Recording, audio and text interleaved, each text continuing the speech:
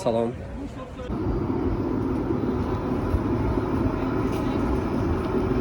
Ben gelmişəm kofe içməyə. Burada velosiped komandası var, labeli var.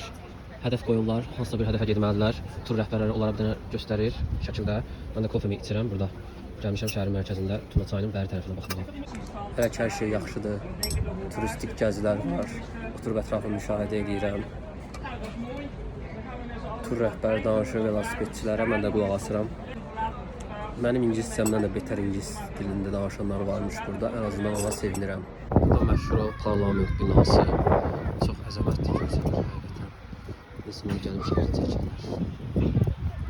Burasında da bir milli qəhrəmanlarının heykəli var. Gedib yaxından da çəkəcəm. Aha, burada da Rakut deyilən bir yazı var. Yəqin ki, milli qəhrəmanların adı. Burada məşhur parlament binasının qarşısıdır. Hə, yavaş-yavaş gedirəm. Qəhrəmanlar meydanı olmalıdır, səhv eləmirəmsə buranın adı. Gedirəm indi çəkməyə. Bu da Macar bayrağı. Möhtəşəm heykəllər. İnsanlar açıq qalır. Düzdür, mən o qədər də heykəl həvəskarı deyiləm, heykəlpərəst deyiləm. Amma baxdıqca insan baxmaq istəyir. O dərəcədə qəşəng heykəlləri var.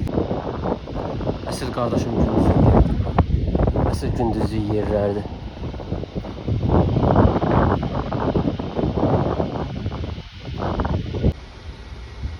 Yaxın plandan çəkilişidir. Həqiqətən zoom eləyəndə necə gözəl olduğunu görürsən. Hə, gəldi bu abidənin qarşısına çıxdıq. Kossuth yazılıb.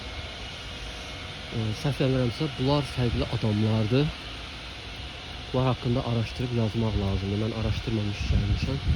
Çox güman ki, buranın qurucularındandılar. Çünki əllərində qılınc var. Çox güman ki, döyüşçülərdir, siyasi xadimlərdir, dövlət adamlarıdır. Bunu bir araşdırmaq lazımdır. Mən araşdırmamış gəlmişəm. Bu da mənim aybım olsun. Yenə bir heykəllər var burada. Heykəl əlindən tərpənmək olmur.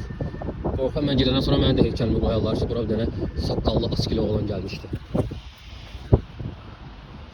Aha, bu da deyəsən döyüşçülərlə şairlərin karmasıdır. All Stars yığılması kimi bir şeydir. Yəni qarışıqdır, dövlətin qurucularından falandır. İnşallah ki, doğru təxmin eləmişlərdir. Bax, burada bir dənə başçı kimi bir adam var. Tizza İstifa. Çok güman ki, buranın başçısıdır. Yəni ki, bu toplumun başçısıdır. Belə başa düşdüm. Təəssüf ki, qavarma çəkilmə Xəzər dənizində olduğu kimi burada da var. Çox güman ki, bura qədər əvvəllər çay olub. İndi isə geri çəkilib. Düzdür, bilmirəm çaylarda qavarma çəkilmə normaldır. Məncə var idi, o vaxt coğrafiyada oxumuşdum. Təkcə dənizlərdə, göllərdə deyil, həmçinin çaylarda da olur. Təəssüf ki, burada da çox gözəl bir mənzərəmiz var. Hə, indi yavaş-yavaş Tunay çayının sahili ilə gedirik. Hər dəfə çaya fərqli adlayıram, çünki həqiqətən də hər dildə adı fərqlidir. Bir dəfə Dunay deyirəm, bir dəfə Duna deyirəm, bir dəfə Tunay deyirəm, bir dəfə Tuna deyirəm. Nəsə, belə xırda detallara ilişmirək. Burada insanlar həqiqətən çox mehribandılar. Yəni elə istəyirlər ki, kiməsə faydaları dəysin, kimisə şəklini çəksinlər və uğurlu olsunlar. Yəni kimlərsə xahiş edirlər ki, şəklimi çək, o dəqiqə sevinir ki, kimsə məndən xahiş elədi, kimsə məni yaxşı şəkil çəkən biri kimi gördü. Yəni bayaqdan da çay boyunca gəzirəm. Bir dənə düz bina yoxdur da, yəni düz yəni ki, sıradan adi bir bina. Binalara baxın, hamısı Drakulanın qəsrinə oxşuyur. Hamısı tarixi binalardır. Çox fərqli həqiqətən. İllər olub məncə bu dizaynı, bu görüntünü almaq üçün. Baxın, bir-iki dənə düz bina var. Hamısı qəsr, hamısı kilsə tipli binalardır. Özüm ölüm bilsələr ki, bunların tarixi binalarını Drakulanın qəsrinə oxşuyur. Mükəmməlində şuşqılı işini gəlirlər. Hə, burası o məşhur yer. Təəssüf ki, ən böyük holokost olunan yerlərdən biri. İkinci Dünya müharibəsində burada Yahudiləri suya atıblar. Onların ayaqqabıları burada qalıb. Çox təəssüf ki, belə bir şey gəldi. Deyəcəklər ki, onlara yaxşı olub, nə bilim, Epstein söhbətləri filan. Hər halda mən elə fikirləşmirəm, çünki insan insandır. O insanların məncə bir günahı yox idi. Fərqi yoxdur ki, onlar böyüyəndə nə olacaqlar, nə edəcəklər. Bu bir qətliamdır. Qətliamı lənət deyirik. Fərqi yoxdur. Yahudidir və yaxud Almandır. O bir millətdən başqa hamısını lənət deyirəm. Bir millətdir və yaxud hansı millətdir. Deməyə ehtiyac yoxdur. Çox istəyirəm.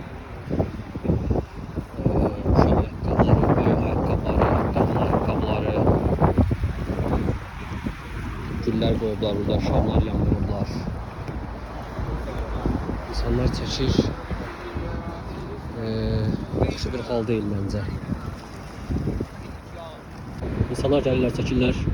Düzdür, bəzən propaganda da işləyə bilər. Yəhudi propagandasına. Yalnız propaganda tərəfdən yox, sırf insaniyyət baxımından da bunu çəkirəm. Propagandandan aidiyyəti yoxdur.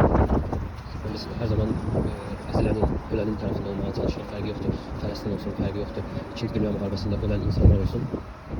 O Yahudilərlə məncə indiki Yahudilər arasında dağlar qədər, buradan ora qədər fərq var. Bu mənim öz siyasi görüşümdür. Heç bir millətin tərəfdarı deyiləm, Azərbaycandan başqa. Nəysə, siyasi söhbətlərə çox girməyə, bu mənim öz şəxsi fikrimdir. Mənə görə faşizm dünyada ən böyük lənətdir. Fərqi yoxdur, kim kimə qarşı elədi. Faşizm o deyil. Faşizm cinayətdir. Yəni erməniləri istəyiriksə, digər faşist ölkələrdə pisləməliyik. Biri var ki, üsyanı bastırasan, biri var ki, günahsız insanları öldürəsən. Yəni əli silah tutan insanla, nə bilim, əlində uşaq tutulması tutan insanlar arasında çox fərqi var. Nə qədər qəddar olasan ki, uşaqları götürüb düşəsən bu çaya, öldürəsən. Belə gəzirik, özümüz üçün maraqlıdır. Burada yenə fərqli binalar var. Düz Dunay çayının sahili ilə gəzirəm. Şəkillər çəkdirmişəm xeyli. İndi dünən getdiyim körpünün bəri tərəfindəyəm, yəni Peş tərəfindəyəm. Dünənlərə Buda tərəfindəydim. İndi Peş tərəfindəyəm. Hava da çox qəribədir, nə soyuq kimi soyuqdur, nə isti kimi istidir. Ona görə papaq taxmışam, eyni zamanda eynək taxmışam. Çayın sahili olduğuna görə soyuqdur. Yəni bura gələndə nəzərə alıb bunları. Amma eyni gün də dəhşət radiasiyası çoxdur deyə də eynək taxmışam ki, gözümü deşməsin. İndi də şəhərin Peş tərəfini gəzirəm. Deməli, diqqət etdiyim dənə məqam var. Burada tramvaylarda, piyada keçidində heç bir maneə yoxdur. Tramvay gəlir, dayanır, sonra insanlar gözləyir, sonra tramvay gedəndən sonra insanlar keçməyə başlayır. Yəni heç bir məhdudiyyət yoxdur. Başa düşürlər ki, canını çox istəyən insan heç vaxt özünü tramvayın qabağına atmaz. Yəni bilmirəm burada tramvayın vurduğu adamların statistikası nə qədərdir. Amma fikirləşirəm ki, bizdə olsaydı məncə insanlara qadağa qoyardılar və qadağa qoyduğuna görə də insanlar o qadağanı aşmağa çalışıb özünü atardılar tramvaya, nə bilim, tramvay qəzaları olardı. Yəni məncə hər şey insanın təsirindən başlayır. Yəni təsir nə qədər önəmli olsa, insanlar canının qədrini o qədər bilir, elə risklərə əl atmır. Yəni bizdə elə bir ki, riskə meyillilik var. Bizdə elə bir ki, canının qədrini bilməmək var. O bariyerləri aşma cəhdləri var. Yəni istəyirlər ki, o qadağaları pozsunlar, pozmaq da gəlir onların canına bais olur. Mən bunu həmişə müşahidə eləmişəm. Ümumiyyətlə bizim sosial problemimiz bax budur. Yəni qanunla idarə olunmaq, cəza ilə idarə olunmaq. Burada heç bir məhdudiyyət yoxdur. İstəyən özünü ata bilər tramvayın altına. Amma bizdə məsələ elə deyil. Bizdə hər şey bir maneə. O dəqiqə şlaqbaum qoyardılar. Yəni bunu məncə məktəblərdə insanlara aşılamaq lazımdır ki, yəni bu qadağandır sənin canın üçün. Yəni canını sevirsənsə bunu eləmə. Ölmək istəyirsən öl. Yox, bizdə elə deyil. Bizdə məktəblərdə öyrətmirlər ki, bu qanun nəyə görə qadağandır? Bunu necə başa salmaq lazımdır uşaqlara. Təkcə məsəl üçün bu piyadalar məsələsində yox, ümumi hər şeydə belədir. Yəni hər şeyin təməli eyni yerdən başlayır. Yəni qadağanı qoyanda onun mahiyyətini başa salmaq lazımdır ki, insana zərərlidir. İnsan bunu eləməməlidir. Sənə ziyandır, mənim üçün problem deyil. Bunu məsəl üçün aşılasan, inan ki, cərimələrə ehtiyac olar, başqa bir şeyə ehtiyac olar, normal bir cəmiyyət formalaşar. Yəni ən çox müşahidə etdiyim şey odur. İnsanlarda gözləmə mədəniyyəti var, çünki canları dəyərlidir. Amma bizdə gözləmə mədəniyyəti yoxdur. Yəni canları heç sayılmaz. Çünki bilmirlər ki, bunun sonunda bir qəza ola bilər, sonunda bir peşmanlıq ola bilər. Nəsə çox danışdım. Bu yerlərin qabağına verərsiniz. İndi şəhərin Peş tərəfindəyik. Gəzirik. Bura Buda tərəfinə baxanda elə bil ki, daha sadə yerdir. Sadə sayılır yəni. Elə bil ki, bura Buda tərəfinə baxanda daha sadədir. Restoranlar, kafelər azdır. Şəhərin mərkəzi olsa da. Mən türk restoranı axtarıram. Günorta yeməyi yeyim, gələndən ancaq yediyim kruasanın üstündəyəm. Oturmaq olmasa normal bir yemək yeyim, telefonu zayət qoyum. Gələndən hələ normal bir şey yeməmişəm. Gedim, alınsa sulu yemək yeyim. Sulu yeməyimə fikir verim. Şəhərin elə bil ki, burası daha boşdur. Yəni sıxlıq azdır insani baxımından. Bu tərəflər sahilin o yuxarı küçəsinə oxşuyur. Jale Plaza tərəfi, o tərəfə oxşuyur. Şəhərin bu tərəfində türk restoranları daha çoxdur. Orada İstanbul kebab var, burada Turkish kebab var, Pizza House. Amma ki, ermənilər bizim həyatımıza paz olduğu kimi burada da Yunanlar gəliblər, paz olurlar türklərə. Əl çəkində bizdən. İki qardaş nə istəyirsiniz bizdən?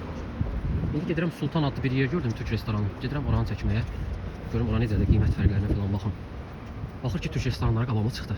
İnşallah ki, Azərbaycan restoranı tipli də bir yer görərəm.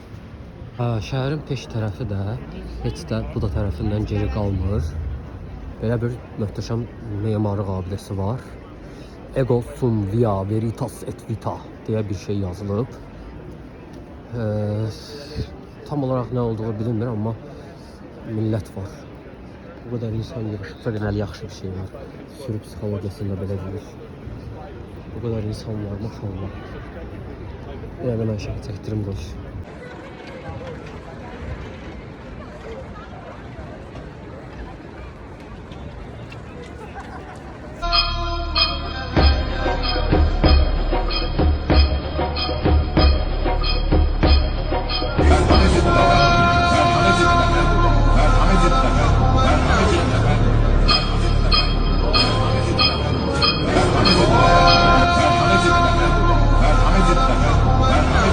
Əsl gününüzün malıdır bura.